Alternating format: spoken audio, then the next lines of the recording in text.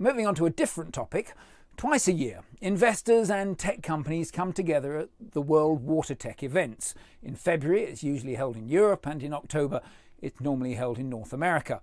Now, in a world where there are many water tech conferences, World Water Tech stands out. It's built a strong reputation as one of the best places for emerging technologies to meet with investors and utilities.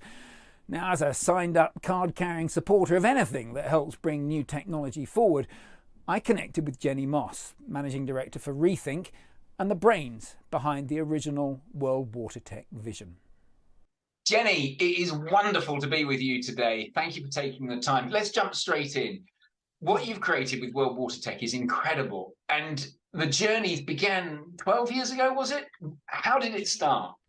Yeah, no, our first event was in 2012, and I launched it. It was actually the first event we ever did as Rethink Events. So it was our founding event. I'd been working a lot in the energy industry, both in traditional sort of oil and gas and also in renewable energy, organising events and writing articles about those industries.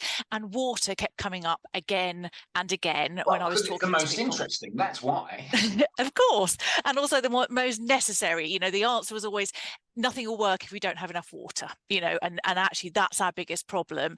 And so that's how I conceived the idea for World Water Tech. And the goal was really to sort of bring together an event that encouraged investors to connect with technology companies, but also to make it a really international event. So to bring as many different representatives of different countries to London as we could. Okay, and so from day one, it was about technology and investors. Because that's it. It's got this unique positioning of being, this is, if you're an early stage tech company and you're looking for investors, this is the place to come to. Yeah, there are other places, other conferences will do other things, but this is the place to come to. That's incredible that you have that insight, because your background isn't in R&D or technology, is it?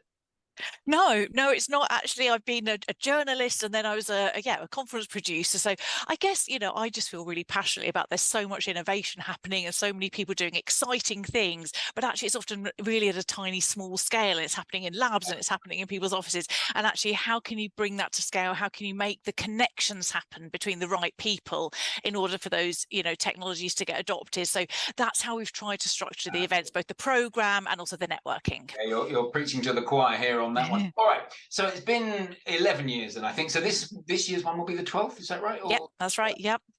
So how have they changed over the years?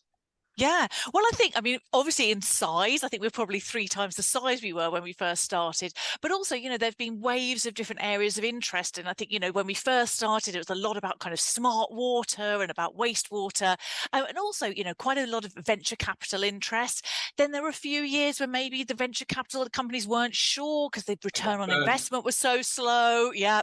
But then, of course, in recent years, you know, with the emphasis on climate smart technologies and climate investing and ESG, actually, you know, we're beginning to see more and more money and interest in the sector again. So that's really, really exciting. Excellent. And any success stories that are worth mentioning? Oh, yeah. I mean, I think we've seen a lot over the years, kind of startups that have come that we've then seen doing kind of R&D projects with utilities.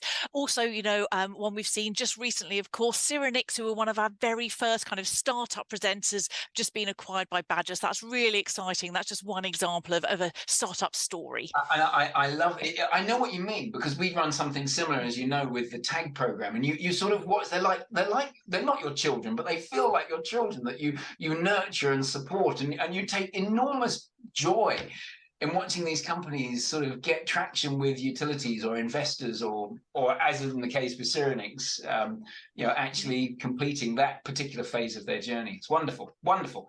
Yeah. Well, last question. So this year, tell me about this year's event, because where's it happening?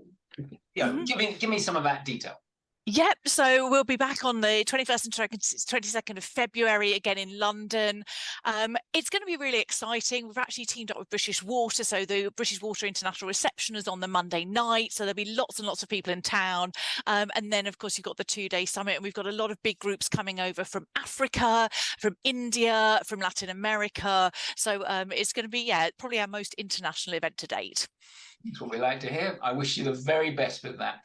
Thank you for your time, Jennie. Have a great rest. Brilliant. Nice to chat, Piers. Cheers. Bye-bye. The European World Water Tech Conference is being held next month in London on February the 21st and the 22nd. Visit the WWT website for more details.